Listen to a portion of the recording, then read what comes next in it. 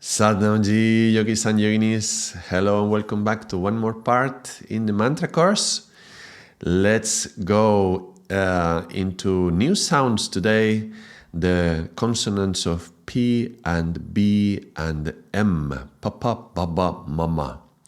Now, somehow when I talk about these ones are, I could say like my favorite consonants to start talking about mantra, because I mentioned like many parts ago how it makes sense. This is the first time when we hear this that it makes sense, that babies have been for 9 months in the body of the mother. Yeah, baby body of the mother. We already hear that B sound inside, and how they've been hearing these vibrations in the amniotic fluid. They've been hearing these strong vibrations of p, b, m.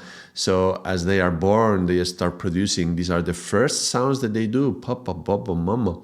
So and then we think that they are calling to us. Yeah, oh, he said, "Papa, how wonderful the baby!" The baby is just remembering, yeah, those sounds that he or she listened for so long.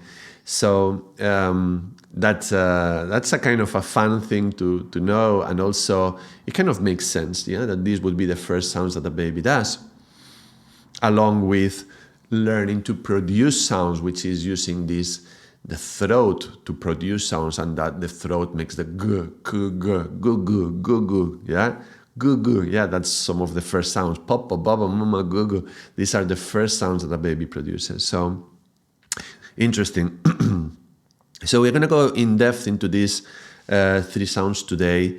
And one thing that I like about these sounds is that they I mean, every time that we have been exploring through sounds, we are giving more depth to this understanding. Excuse me. Like we've been talking about, first it was just kind of like vibrations, right? And then we were going into how some sounds are associated to some meanings. And then we start to see that it's not just the sound, and it's not just that there is a letter K in the sound, but actually the position of this letter in the word also has an effect. And we saw how having an R after a consonant, or an R after a vowel and a consonant, then it has a different effect. And it's not the same to have a T on the first position of the word, or a second position, like the second letter of a word, or the third letter of the word. And on one side, it's becoming more complex to understand how this is happening. But on another side, it just gives like such a depth to this. Could be like a whole field of understanding and research, right? How sounds convey meaning, and looking at it across different languages and cultures.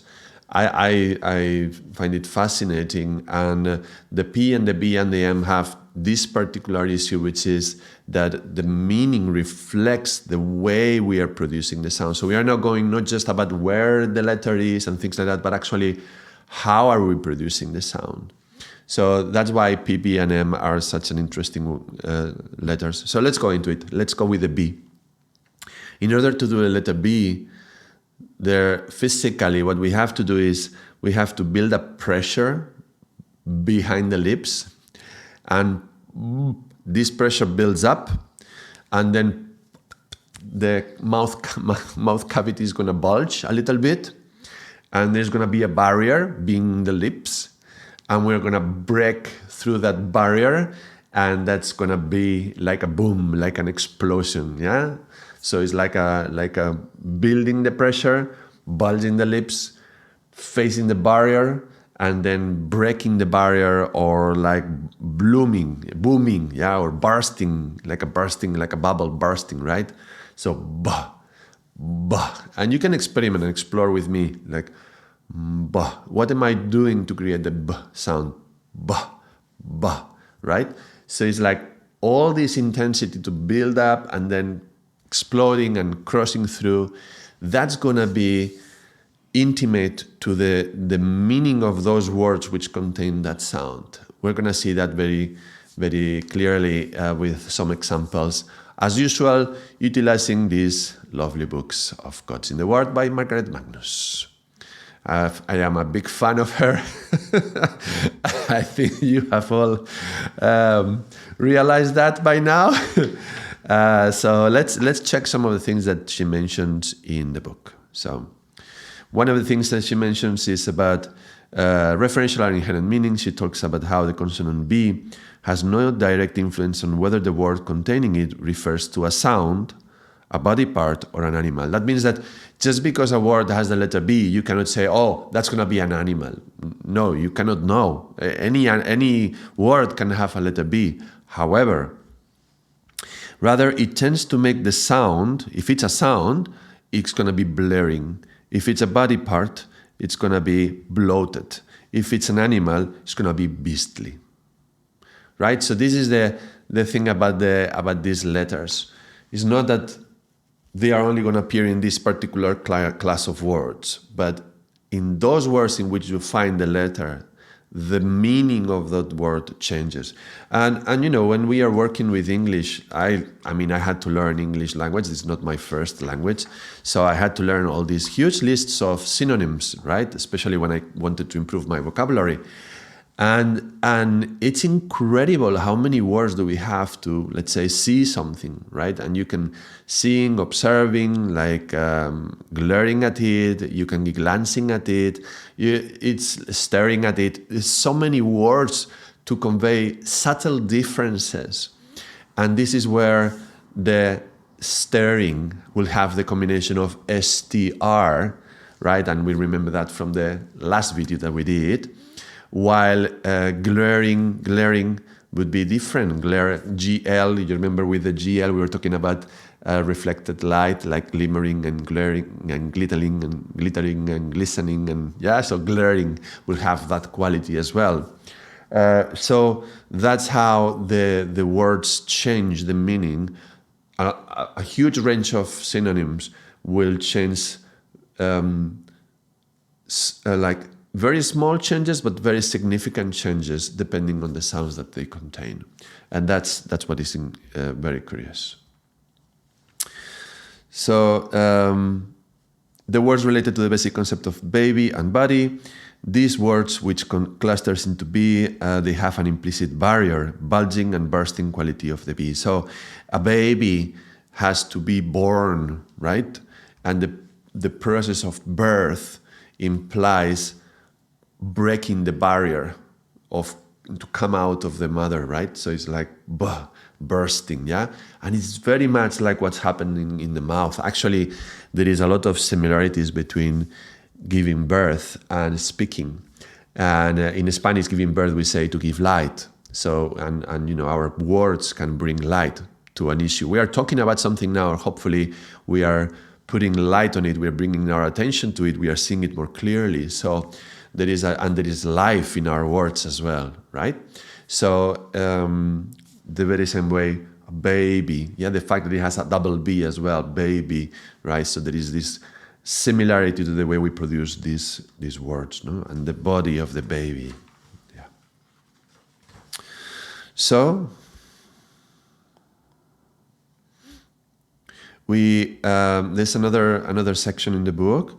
She talks about how velar phonemes pronounced at the back of the mouth, like k, g, h, they are generally receptive. You will remember that these are the sounds of a container, yeah, a container with a lid, the K and the G, which is similar to what was happening with the throat, yeah. So K and J is receptive. It's like, you know, being able to receive food or receive air when you're breathing. It goes through the throat, yeah? So down the throat, right? So this is like the K and the G. They are vibrating here.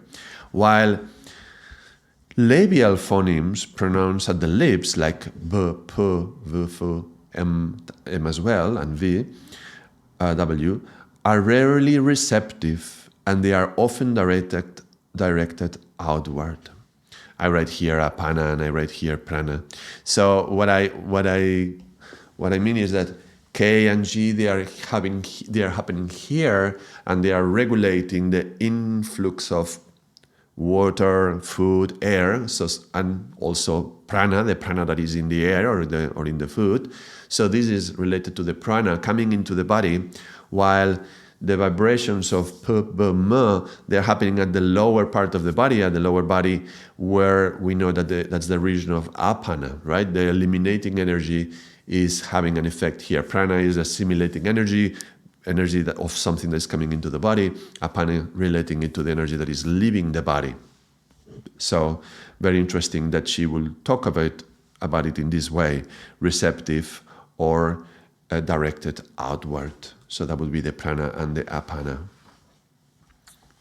We can see that how some sounds start to relate to yogic concepts more clearly. And this is where it becomes more interesting to us yogis and yoginis. That's why in this course of mantras I'm including these aspects about meaning of sound, because it makes sense. And when we study the mantras, then we will understand how a particular mantra is going to have a stronger influence on maybe prana or apana in this case. So, another section.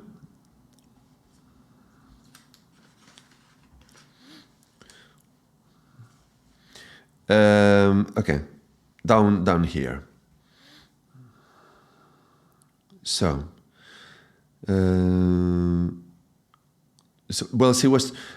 she was talking about the R in the second position. We talked about this with the T, like traveling. You remember traversing, yeah? And we're talking about this very section of the book when we're talking about that. Now, she mentions how these raptures that are non-iterative, like pricking, crop, and prim, show up when a second consonant is in initial position. If the stop is voiced, like B in this case, we have an additional unrelated class of words which are fractioned into many pieces, like branching. All right, so it's like this B with the R cutting, right? And the B is the body, so is cutting the body. So branching is like the body is being cut into two aspects.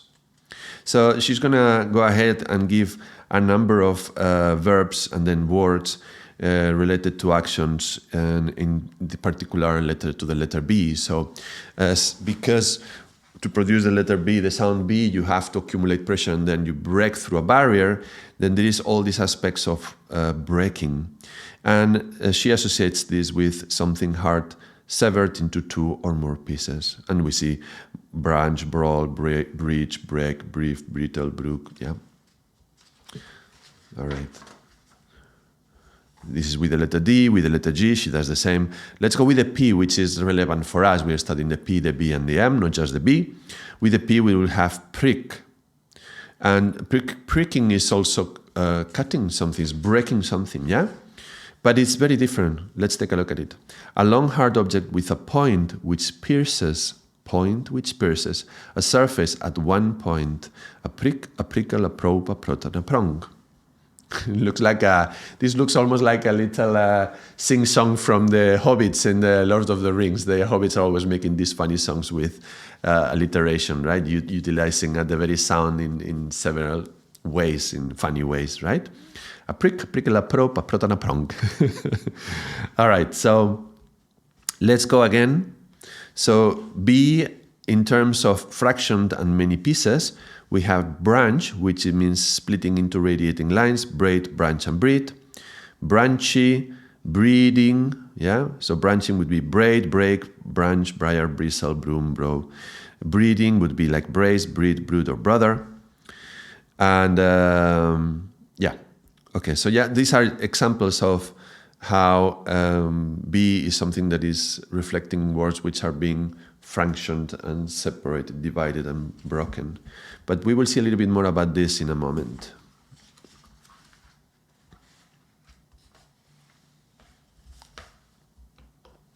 So, let's see now a bit about this difference between the P and the B.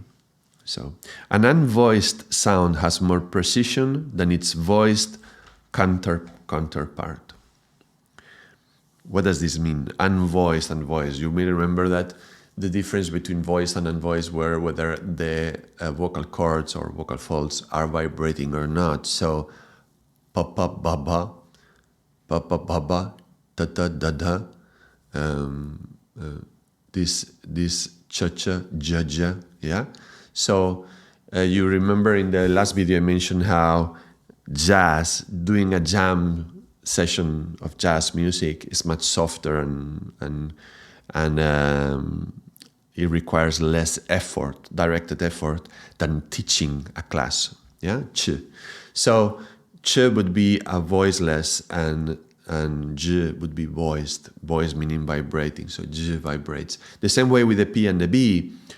Papa does not vibrate. Ba ba vibrates. So ba has a vibration and so this is the voiced sound. Now, and the difference between unvoiced and voiced is that the unvoiced has more precision. So the P has precision, and the unvoiced and the voiced is not so precise and is not as heavy. So the unvoiced is not as heavy. So the B is going to be heavier. Just like teaching is heavier than jazzing, yeah, or jamming, right? So B, she mentions what we were just talking about. B is pronounced by blowing on the inside of the mouth, bulging it up, and then letting the contents burst forth. P is pronounced by pushing on the inside of the mouth, thus puffing it up, and then pouring the contents out. So you see how similar is the description of the two letters, but the quality of pushing, puffing, and pouring is different from blowing, bulging, and bursting. Yeah? So the result is that P, this pushing forward of the sound, not like bulging and exploding, P, because it goes in this direction, is not an explosion, but a more precise placement. So it's putting things. So P has a biased two-ness as well, although in each case it takes a different form. We'll see about this two-ness in a moment. So we were just talking about branching and bristle, while P pikes and poles. And she gives many differences of this. And I see a relationship with this when I was going through this psychological experiment of Bluban Kritke and those many parts ago. And I said, well, I will explain about this later. Well, it's come. We are at this point now where we can understand how B is this like bulging and then baby being released is a very feminine act, right? And the P being and the K in that case was Kritke. That was the other example, but the K, it's also an unvoiced sound. Sorry, so K is an unvoiced, while G is the voiced. So P is the unvoiced, B is the voiced. So the B was more feminine sound, while the K was more a masculine sound. A masculine in the sense, just like in this case we're talking at the P. P is also like a more masculine in the sense that is more precise and pointy and like pricking, like penetrating. That's a very male quality and male, let's say, verb to utilize. Yeah, penetrating, which is a P. And the B, we have seen that there are all these other feminine qualities. So yes, there is a certain yin and a certain yang, and we know that all of us have a masculine and a negative, positive and negative, and masculine and feminine polarity within us, and so it will happen in our language as well. There is this polarity happening, and it's out of this polarity that a lot of life happens. Yeah. So in the case of P and the B, therefore, we have the B being a more feminine and the P being a more masculine, in this sense, yeah, in the way I just described. So why does B have balloons and bulges and P have pebbles and peaks? Why B has boards and branches and P has spikes and prongs? Why B has beating and P mostly pricking?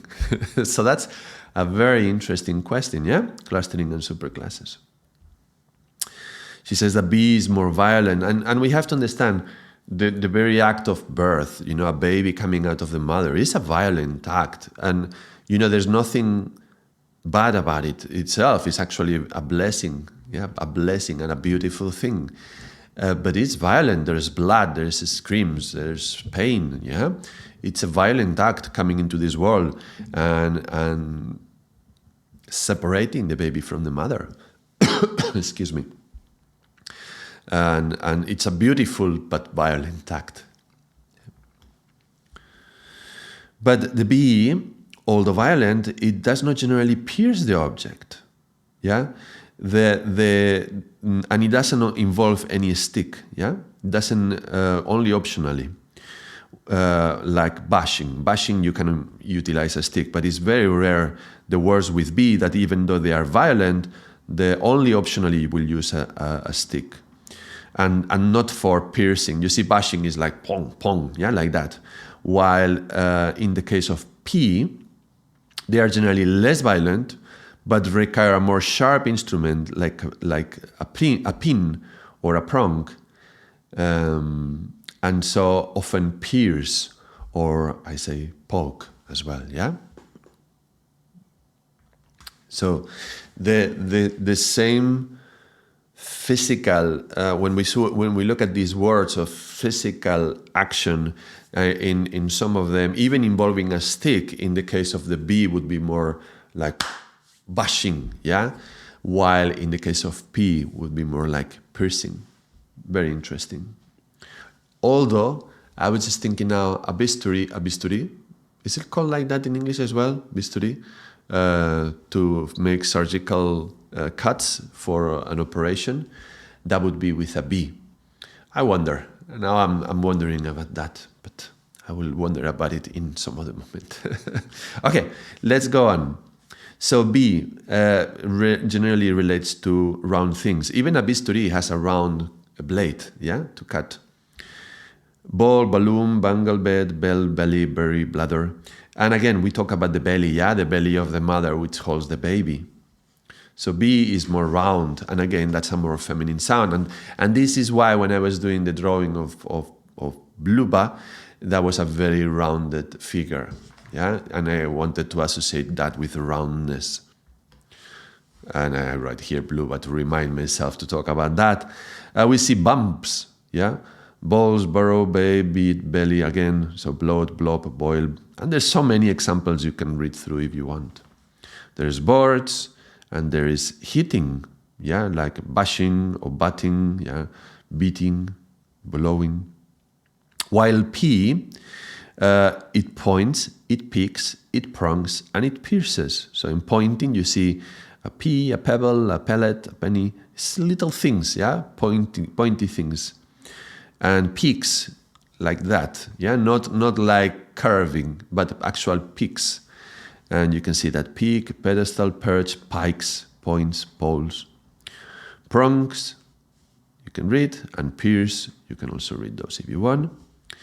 These classes correspond to one another, something like this. So, the phoneme similarities in B and P, round things, in the B will be like blip, in the P would be more like points. Elevated things, in the B would be more like bumps, in the P would be more like picks. Sticks, more like boards or more like prongs, and in the violent physical contact, more like beating or piercing. So like even like this movement, like beating, or more like this movement of piercing. All right?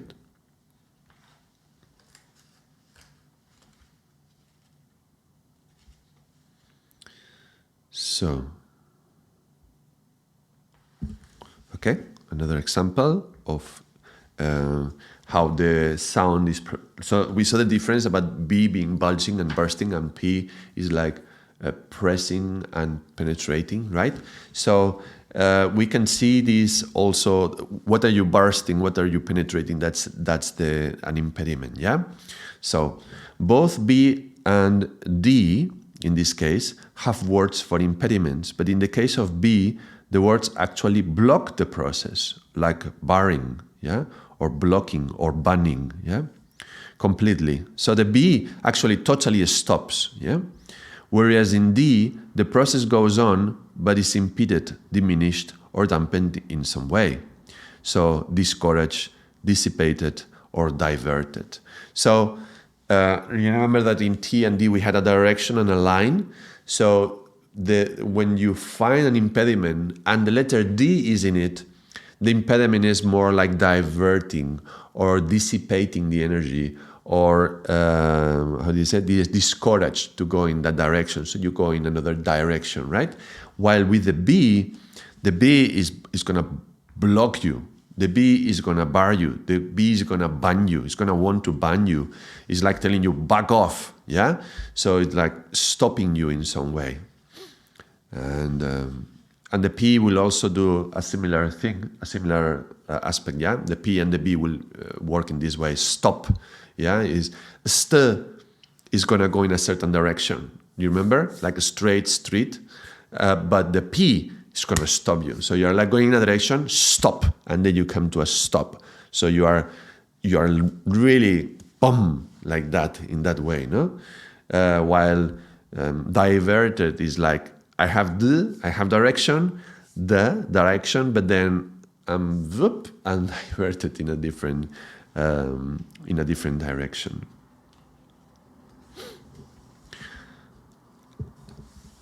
Okay. So let's take a look at the letter B. There is a little section for the letters. The essence of B concerns two things, of which one is lesser, and B identifies with this lesser element the body or the backside. The lesser or a small part as well, yeah? Like a bead or a baby. So B is found in the buts. So blah, blah, blah, blah, but, you know, and those things which are secondary and adjoined or beside the point or by the way. Now that's interesting because if we associate, she talks about secondary, yeah? We can associate that to the second chakra. We've been associating it to the second chakra. The baby is growing in the womb, and it comes out of the womb by the birth, right? So that's all about the second chakra. And if we look at the 10 spiritual bodies, that would be associated, the second aspect, the secondary aspect is associated to the negative mind, which is the one that says, but she always finds the negative aspect of whatever is happening. So B is a sound that is going to be bringing forth this but very different from other sounds. Okay, B is also high pressure high pressure within and low pressure without, like a bubble on the surface of the sea, waiting to burst. It's birth, death, and barrier, and a transgression. It blocks any openings or processes until the pressure is too great, and then it blows up. Bam! So it talks about the separation from one into two. Yeah, so the verbs that are linked to the B are separation from one into two. Again, the baby coming out of the mother. And there's something more about this, but how from one sound occur the many. Yeah, when we are talking about the Om, and out of the Om come the many sounds. So the B is going to have an effect here in this evolving into different sounds. All right, let's go on. Let's check the P. So we started with the B. We should have started with the P maybe, but there's so much about the B, and the B is the birth, so it makes sense to start with it, the female principle of this line of the Sanskrit alphabet. Now P is precise and special place or point or P or a pinprick, which spreads into a plane when followed by a L or a un, like un. So it's a point, but it may spread into a plane. Like B, it has a bias. It is preoccupied with the part versus the whole, the prime, the example of many, the princes and the professionals, the peak experiences, and those who are at the peak of the pyramid. Those are the princes and the professionals, yeah? So this bias also shows up when somebody pretends to be in the top and they are imposters or replacements or plants or puppets or pawns. Yeah? So P is the most precise and nitpicky of phonemes. Its citizens are priests, pastors and popes, and prudes, prim and proper. Where B merely explodes, P, with a very few exceptions, like pop and pow, puts or places things on and picks things from a precise position and that point on that plane. So it's like specifically pointing and picking up and or placing on a point in a plane. So P is a phoneme most expert in the problem and its solution. And unlike G and K, it carries no secrets, okay? It wonders the situation, it plans for a solution and proves the theorem and then proceeds, which are all very masculine qualities, yeah? Planning and proving and proceeding. This is a very intellectual process, and that differentiates a lot from the more instinctive or intuitive feminine process. The intellectual is more masculine and intuitive is more feminine. And again, just for those of you who are nitpicky about the words that I use, remember that I mentioned that we all have positive and negative, masculine and negative. So we all have the capacity to plan and to be intuitive. But, you know, women are more 60% intuitive and 40% more intellectual, and men will be the other way around. So, all right, let's carry on. We talked a lot about P and B, but what about the M? Because this line is about papa, baba, mama. So the M is the phoneme of Maya, yeah, which is kind of like this deity which gives birth to this illusory world, yeah, the world of Maya. M is related to what is major, what is minor, and the middle. Yeah? It does not create something from nothing, unlike the G. Do you remember the G with God, the G of God? We talked about the Holy Grail. Rather, M transforms one thing into something else. This is why we often use the M at the end of Sanskrit lines, like when we do the alphabet, rather than just do it papa, baba, ma, or let's take another one because ma has the M, but ta ta da da na. Sometimes we do ta ta da da nam, ta da da da nam. So we finish with that M, which is, you know, like a remembrance, like a memory of the Om, but it also means that it's transforming. There is a transformation from one line to the other, it's connecting it.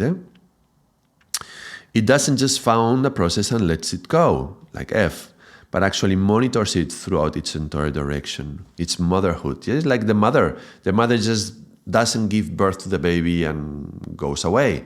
She is there for the entire direction, and she's going to be a mother all her life, and her children will be 40, 50 years old, and she will still feel they are like babies, right? In some ways. So that's what the M does. When M succeeds in its creations, it can attain mastery. But if it miscreates, the result is at best a mess, at worst a monster.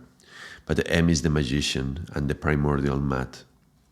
Mud is earth and water. So we're talking about this coming from the earth to the water, from the first chakra to the second. And there is a certain magic that allows us to go from the first chakra to the second. That's a magic that allows for a baby to be born. It's really a magical thing, yeah? So in the first chakra we have a potential, but in the second is where it matures until it's ready to magically manifest. It's a lot of fun talking with these letters, you know, figuring out how they connect to each other. Okay. So finally, I don't know, let's see. This last bit that talks about the P and the B in the book, she talks about, again, she goes back to the phoneme physics. She talks about how the mouth can be viewed as a system whose physics in part determines the meaning of words. This is the whole idea behind this part of the mantra course. Imagine that each phoneme has inherent physical properties. Imagine that each phoneme has inherent physical properties. Speaking roughly, the stopped consonants B, D, G, P, T, K form walls at different points in the mouth. Remember, we are talking like from some sounds from the back to the forward, yeah? R is like fire, has force pointing out of the mouth. The muscles in the mouth push outward when you say R. L is more like liquid. And the mouth is very relaxed when the L is pronounced in isolation. But L tends to move a little forward the point of articulation of its neighboring consonants. Okay? So L moves forward, like it's not just B, it's blaring, yeah? And having blaring particularly has the L and it has the R, not only moves forward, but it's actually activating. You remember the R, like very active? So the B is blaring, yeah, that's activating out there. And somebody who is, if you hear somebody blaring at you, it's like, what? That is really moving you, yeah? Again, it can, so to speak, be induced to gain momentum when a force acts upon it, but its energy in the absence of other phonemes is potential rather than kinetic. The L she's talking about, yeah? Like the R. So the R is more like kinetic, the L is more like potential. Isn't that incredible? I mean, I just mentioned how in the first chakra we have the potential. You remember which was the Bija sound for the first chakra? Lam, lam, lam, lam, right? The L. Now, it's rather than kinetic, yeah? So the L is potential, first chakra, and remember how associated it was to la, la, la, la, like Allah, like God in Arabic, which is associated to the energy of the desert, first chakra, earth. How different from kinetic, the R, which is fire, movement, and is the navel point, and is Nabi, and is the thing that wants us to move, is what helps us to move. And all the moves, in order to be stable and balanced in martial arts, will be done from the navel point. That has the balance of the body behind, but from the activity of the navel. The navel is going to move the body. So R is kinetic, and L is potential. It's so clear when you look at it that way. So as soon as you know this and you have your own name, then you know where does it stand on. If you're named Leon, there is an L there, and that L is going to imply a certain potential because it doesn't have any other consonant next to it. It's not like blurring, which is next to the B. It's just by itself. So the Leon is going to have a potential, maybe a potential to roar. Roar would be the activity, right? The R is the kinetic aspect. But for the start, it's just a lion, right? It's just a potential right there. So very, very interesting.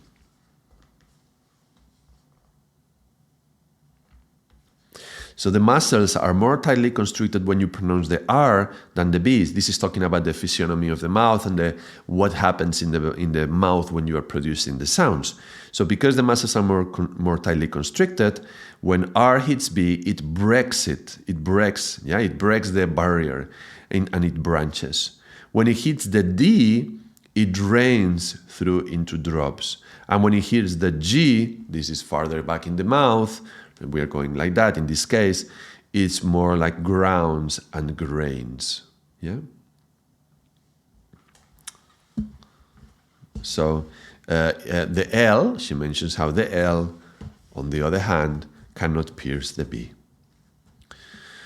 The B, so to speak, wins out. So when L swashes up against the B, it bloats it into a blister. Right? So the B wins to the L. But the B still manages to block it. Block has the L itself. L also does not have an inherent direction, and like R, remember, like traveling? Therefore, G can pull L back into the mouth. So remember, L was like in gleaming or glistening, so it's like reflected light. It's not directed light, it's reflected, yeah? So G can pull L back into the mouth, whereas GR grows out of the mouth, like growing, yeah, like the word of grow. It's like here, like grows, right? I'm just thinking now, roar in Spanish is rugir, and it has the R and it has the G together. Rugir has a RGR is rugir, rar, right? So it grows out. While GL stays stuck back into the throat like glue, or being gloomy. Imagine, yeah, being gloomy. Also, the L seems to be able to leak through the P, so we get a plane rather than a bulge. Yeah? B with L will be bulge. P with L is plane, so it leaks out. Yeah.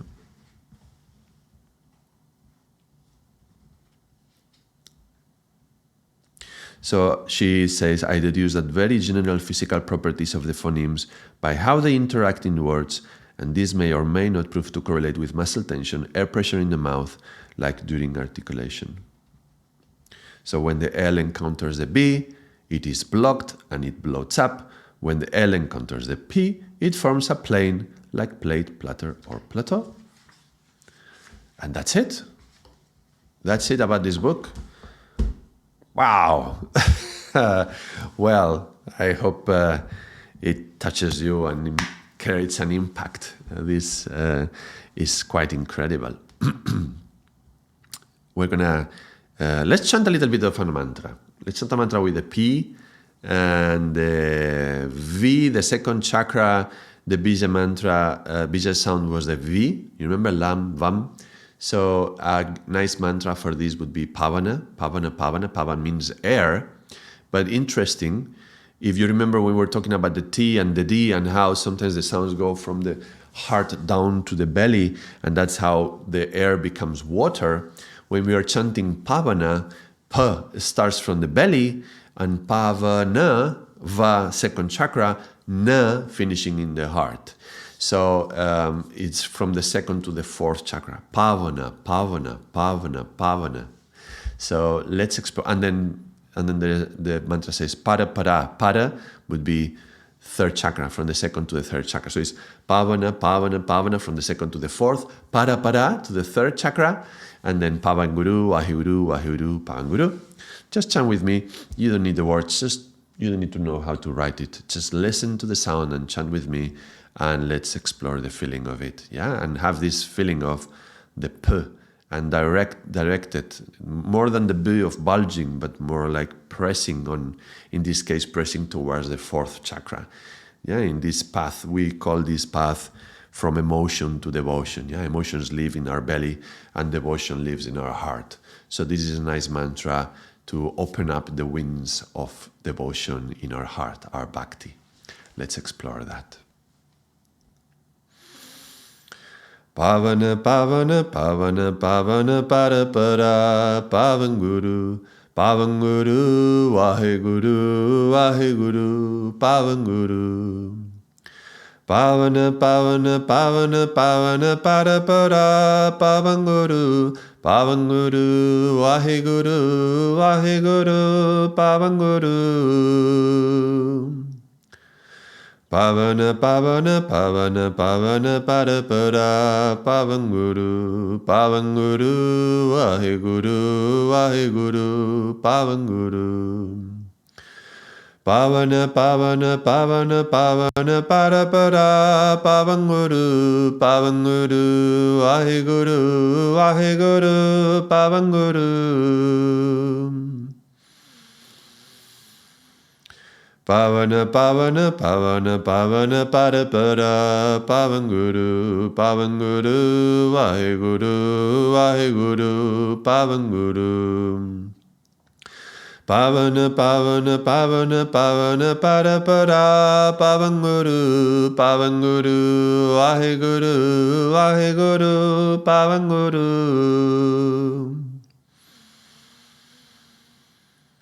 Pavana, Pavana, Pavana, Pavana, Para, Para, Pavanguru, Pavanguru, Waheguru, Waheguru, Pavanguru.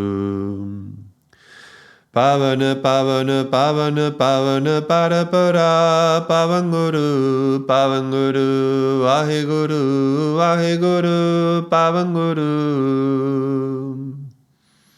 Inhale.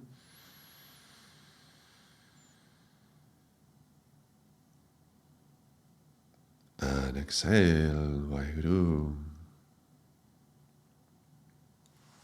A lot of joy flows up from the P to the N, yeah, Pavana, Pavana, Pavana, Pavana. And you may have felt this feeling of what's happening in your heart, coming from the navel, coming from the belly actually. How remarkable. And now that we understand the sounds, when we chant the mantra, we can feel deeper what is happening with them. And Pavana being with the P and Para, P and R, how different it would be from B and R. like Brahma, for example, the name of God, the creative aspect of God. Bra. There's the B, like the B sound, which is like a very motherly sound, and the R, bra, giving a direction and kinetic energy, action, Brahma, and finishing with the M of the mother feeling again, no? So it's like Brahma, it's kind of a very feminine name for God, actually, right? So it's like the one who gives birth to the universe. And in some way is like the divine mother, right? Brahma. Even though, sometimes we may think of Brahma like a male principle, but actually it's a very feminine act giving birth to the universe. So I find when you go into the subtle qualities of the sounds, brings a very interesting perspective, yeah? Chanting Brahma to a feminine version of God. Well, I leave you with that thought. And next week, next part of the course, we're gonna see the last line of the alphabet, finally, the S sound. And there is not much about that line. There's not much to say, like many sounds. There's only one sibilant sound, S or sh. And we're gonna explore that in detail because that's the sound of the snake, the Kundalini energy. So we're gonna go into that in the next part, and that's going to be the end of the exploration of meaning and sound, and we will move on to other different things with different videos.